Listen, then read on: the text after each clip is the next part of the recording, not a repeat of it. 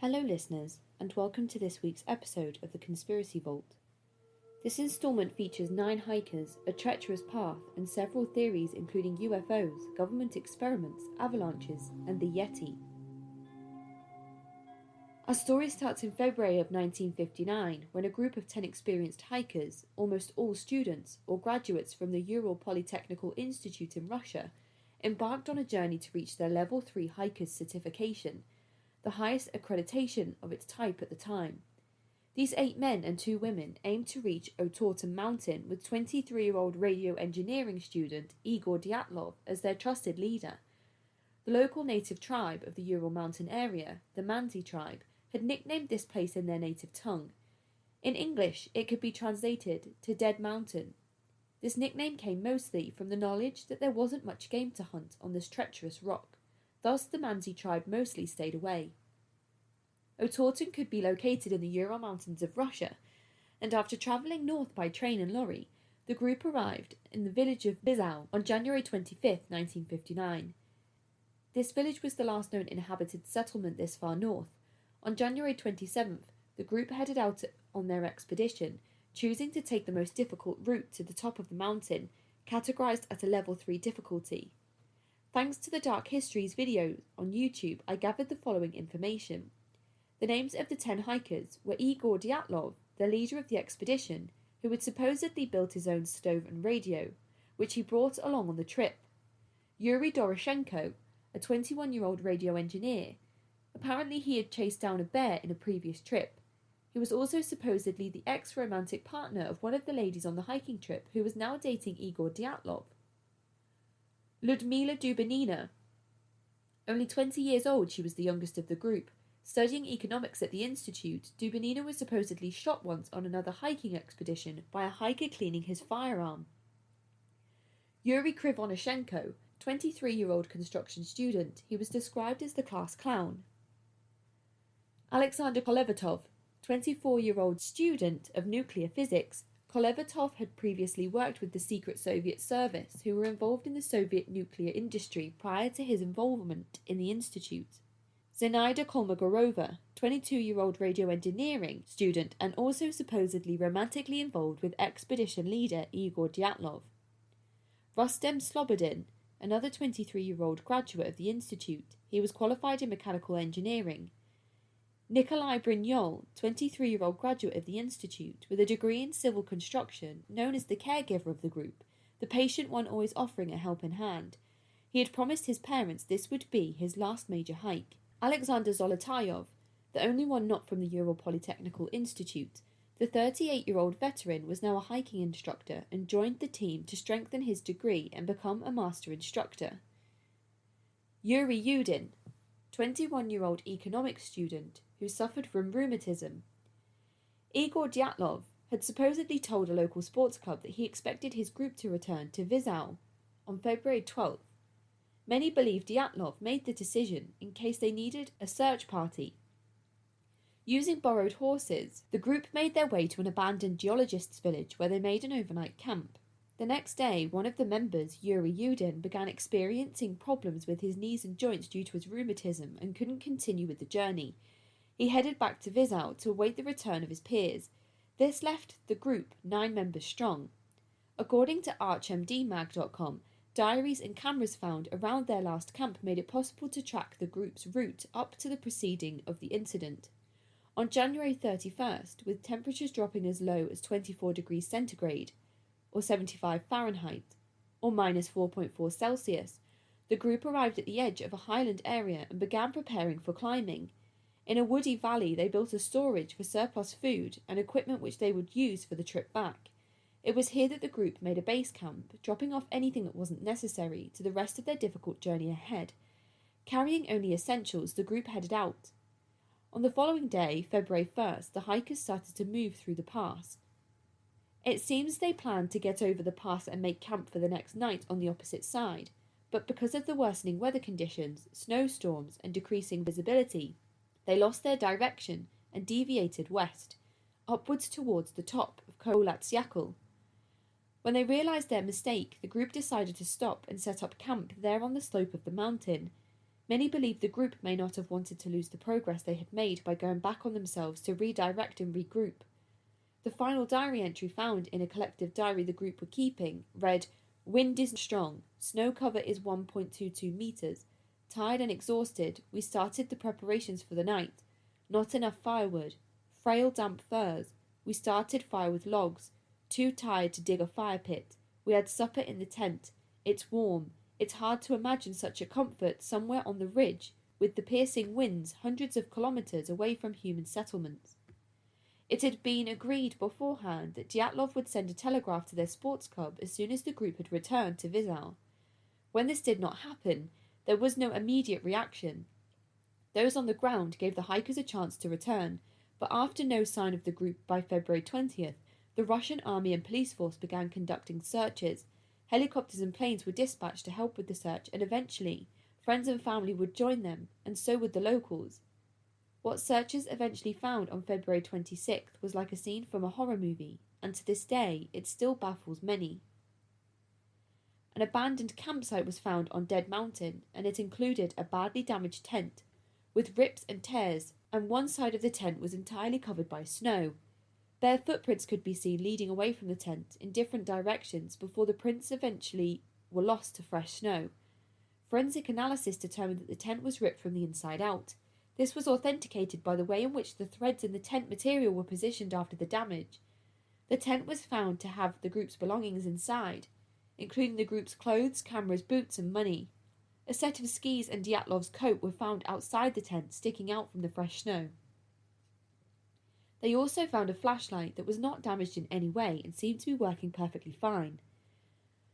The search party followed the footprints the next day down the mountainside towards a tree line. Here they found evidence of a small fire that had once burned underneath the cedar trees. It was by this fire that the party would discover 2 of the 9 members of the expedition. Both were deceased, Yuri Doroshenko and Yuri Krivonishenko. Both bodies were not dressed for the outside. Neither were wearing boots. Doroshenko had a short-sleeved shirt and shorts and socks. Krivonishenko was wearing a long-sleeved shirt, underwear, and only one sock on his left foot. They were both found with burnt hands and feet. The tree next to them had broken branches up to 17 feet high. Some of these branches were covered in blood and had skin embedded in the bark as though someone had frantically tried to climb up. Doroshenko's underwear was torn, and he had livor mortis spots on the back of his neck, suggesting he must have been moved after death. His head was also burnt, and blood was found covering his face and ears. He was bruised entirely on his upper body, even under his armpits. He was also said to have a grey foam coming from his mouth, which would be indicative of trauma to his chest. Despite this, his cause of death was said to be hypothermia. Krivonishenko was also badly bruised, and flesh from the back of his hand was found inside his mouth. Cause of death was also determined to be hypothermia.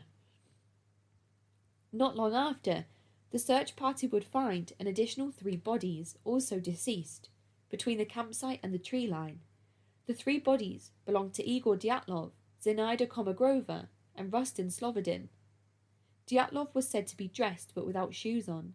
His fists were supposedly clenched by his chest. Zinaida appeared to be better dressed, wearing layers of sweaters and many pairs of socks, but she still had no footwear. Rustin Slobodin also donned many layers of clothing and 1 boot.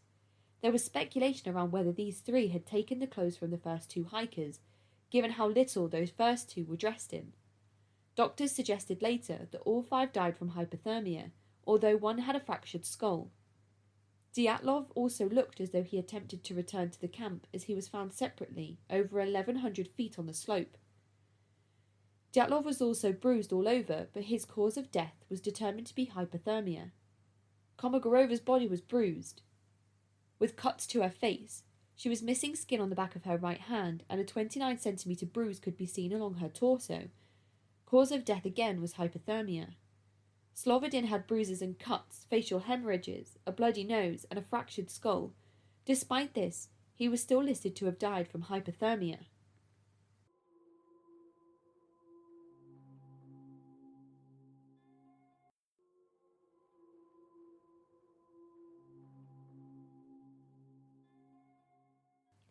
A few months later, Once the snow had begun to thaw in the warmer spring temperatures, the rest of the hiking group would be found. On the 4th of May 1959, the remaining 4 bodies were located under 4 meters of snow in a shallow ravine under 1,000 meters from the tree line. Many speculate that these 4 attempted to dig a snow shelter to protect themselves from the elements, that perhaps it even caved in and buried them. Alexander Zolotaryov, Nikolai Brynyol, Alexander Kolevatov, Lyubnina Dubinina were found well dressed. Zolotaryov had a hat, scarf, and shoes. He was found with a camera under his clothing, a pen in one hand, and a notepad in the other. Supposedly, the film was water damaged. Yuri Yudin would later say that all the cameras the group took with them were found in the tent and accounted for, but this camera, he said he had no knowledge of it and had never seen it before. Zolotaryov was found with his eyeballs missing, facial tissue from his left eyebrow missing, and his skull bone showing. He had every single rib on his right side broken. This is the first person to have a cause of death as fatal injury. Brynyol had a hat, scarf, and shoes. Kolevatov had no hat or shoes, but did have many layers of clothing. Dubnina was wearing 2 sweaters, and another which she had torn in half to wrap around her feet. Brynyol had multiple skull fractures, and the cause of death was determined as fatal injury. Kolevatov had no soft tissue around his eyes, and his skull was entirely exposed. He had gaping wounds on his ears and face and a deformed neck. Cause of death was still listed as hypothermia. Dubinina was found with flesh missing from her nose, eyes, and cheeks. She had no eyeballs, a broken nose, and her tongue was missing. Again, her right side ribs were broken. She had multiple ribs broken on her left side too. She suffered a heart hemorrhage, and blood in her stomach was found, suggesting her tongue was removed when she was still alive. Cause of death was listed as fatal injuries. To make matters even stranger, several items of clothing tested positive for radiation, and there was reportedly traces of radiation around the campsite. The official investigation found that the group had died 6 to 8 hours after their last meal, between 11:30 p.m. and 1:30 a.m., and that they all left the tent willingly. No other footprints were found indicating that they had been alone. 6 were listed as having hypothermia as official cause of death, and 3 others died from fatal injuries that were supposedly not caused by another human, as it wasn't possible for a person to inflict injuries such as these, and that these types of injuries were closely related to the injuries seen after a car crash. So what theories are there about how the group ended up half-clothed, with eyeballs missing in the middle of a snowstorm mountainside? Theory 1. There was an avalanche. Many have speculated that perhaps there was an avalanche on the mountain, that the rumbling may have caused the group to flee, half-dressed and ill-equipped, into the snow, cutting the tent from the inside out. However, this doesn't explain why the footprints could be found months later, and why the tent was only half covered in snow. Theory 2. Paradoxal hypothermia, a phenomenon that causes the person with hypothermia to feel hot as if they are burning up, which may have caused them to strip off their clothes and run into the snow trying to cool down. However, some have stated it would be strange for all 9 members to experience paradoxal hypothermia at the same time. Theory 3. The Soviets were testing missiles. There were reports of the Soviet tested parachutes bombs near the Ural Mountains. This could perhaps explain the radiation and injuries to the hikers, but there were no records of missile launches during the time of the hike. Theory 4. The military were involved. According to Yuri Yudin, the hiker who had to turn back due to joint issues, when the searchers recovered the items at the campsite, there were items that Yudin could not identify. According to Yudin, there were skis, glasses, and military-looking cloth that did not belong to any of the 9 hikers who tragically lost their lives. Theory 5. The Yeti. A photo developed from one of the cameras shows an image in the snow of a large black shadow. It looks like the outline of a man, but the man is huge. One of the last diary entries found with the group also said, quote, "Now we know snowmen exist," which could be the Yeti, but could also be Theory 6, the Mansi tribe. If these locals live in these types of conditions and know the mountain well enough, perhaps the group were ambushed or joined by the Mansi natives, which they described as the snowmen. However, the Mansi tribe were not known to be violent or territorial, and there were no unidentified footprints anywhere near the camp or bodies, possibly ruling out the Mansi tribe and the Yeti. Theory 7. UFOs or aliens. There had been several reports of apparent sightings through February and March of bright flying spheres in the sky. Perhaps this would explain the radiation and the strange tint of orange to the deceased bodies. Theory 8. Another strange phenomenon known as infrasound. Apparently, when the wind around the mountain blows in a certain way, it creates a Kármán vortex street effect which produces infrasound. This has been known to cause panic attacks and to have mental and physical effects on the body. Perhaps disorientated and unsure if they were in danger, the group ripped open the tent to flee. Perhaps the noise came in like a crash, causing the group to think that there was an oncoming avalanche. Theory 9. Wild animals. Some speculate that the cause of injuries and loss of eyeballs and tongue could have been from animals. It is true that brown bears can be found further north on the mountain, but there were no animal tracks. Also, this particular mountain was named Dead Mountain because the Mansi tribe who rarely hunted there due to lack of game. Theory 10. Partying. Perhaps the group were drinking and things got out of hand. This is a theory that would make a lot of sense in some ways, but I don't think it holds much ground. This was a group of experienced hikers who left all non-essentials at base camp. There was supposedly one small bottle of rubbing alcohol in a first aid kit, but that was found sealed by the search team. People have speculated that the Soviets were a proud nation who may have covered up the fact that 9 well-known citizens had disgraced the name of Russia and the expedition by drinking. The Soviet authorities sent officials to watch over the investigation and put constant pressure on the investigators, crime scene experts and pathologists to close the case. They also ensured that the campsite area remained closed for 3 years after the incident. This only furthered theories that the Soviets were somehow behind the events on this day. Another reason that this theory has held up is because of Yuri Yarovoy, a Russian writer. A section on an article on amnationalistcouncil.com reads, in 1967, Russian writer and journalist Yuri Yarovoy published a novel entitled Of the Highest Rank of Complexity, which he based on this incident. He had actually been involved in the search for the group and the inquest. He also acted as the investigation's official photographer. Details of the incident were kept secret by the Soviets as usual. Yarovoy avoided revealing anything beyond the official position and well-known facts. Yarovoy died in 1980 in a fatal car crash, and all of his archives, photos, diaries and manuscripts became lost. How convenient. East of the Ural Mountains, in a Russian city known as Yekaterinburg, there is a group grave where 9 hikers on this tragic and deadly expedition have been laid to rest. Despite the unsolved mystery being reopened in 2019, there was no substantial developments and the case was closed again in 2020. So what are your thoughts? Which theory do you think holds up? Get in touch and let me know. You can email me at cultvaultpodcast@gmail.com or get in touch at cultvaultpod on Twitter and Instagram. I'm your speaker Casey, and this has been the Conspiracy Vault.